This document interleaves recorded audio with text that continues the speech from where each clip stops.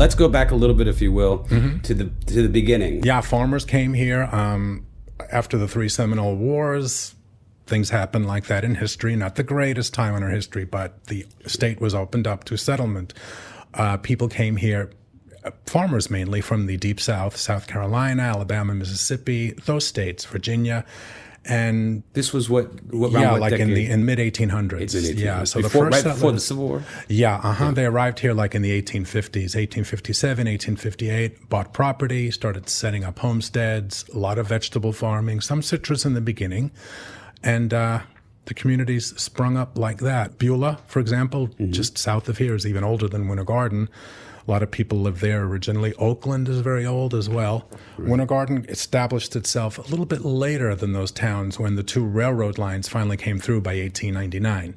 And downtown Winter Garden grew up right along Plant Street, along the railroad tracks, and the tracks on the next block south, the Tavares and Gulf. Right. So once the railroads came and started shipping out citrus and produce by the carload, we were really on the map. Wow. Downtown got bigger and bigger. Houses were built north and south of downtown. We were a whole working community, incorporated by 1908. By 1908. So before we were actually incorporated, was the downtown Winter Garden already kind of a bustling place with the train coming in there? Yeah, it was busy. It was a busy stop on the Atlantic Coastline Railroad by the time that was renamed. Right. And yeah, the corner of Plant Street and Main Street, where the Winter Garden Heritage Museum is, that was the third depot for the train that ran along Plant Street.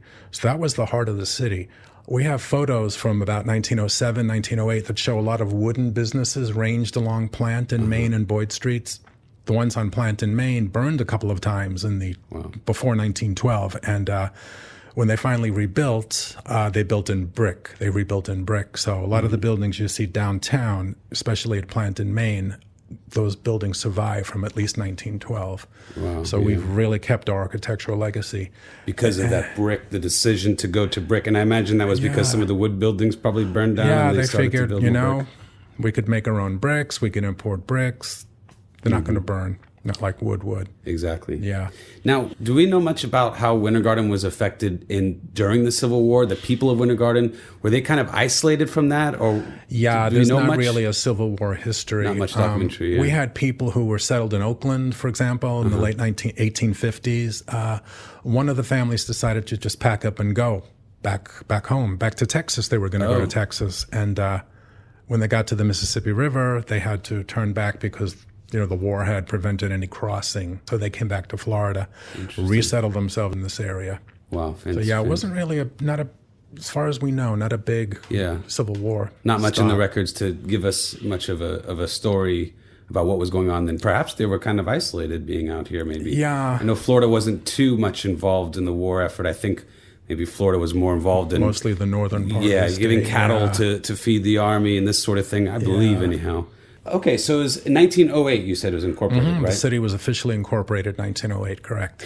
And were people originally drawn to Lake Apopka? Is that kind of what brought people this way? Or? Well, that became a tourist destination. Sometimes I think of it as our first golden age from 1910 to maybe the end of the 1920s, when the brick buildings were up. The Shelby Hotel, Tony's Liquors, was built in 1913.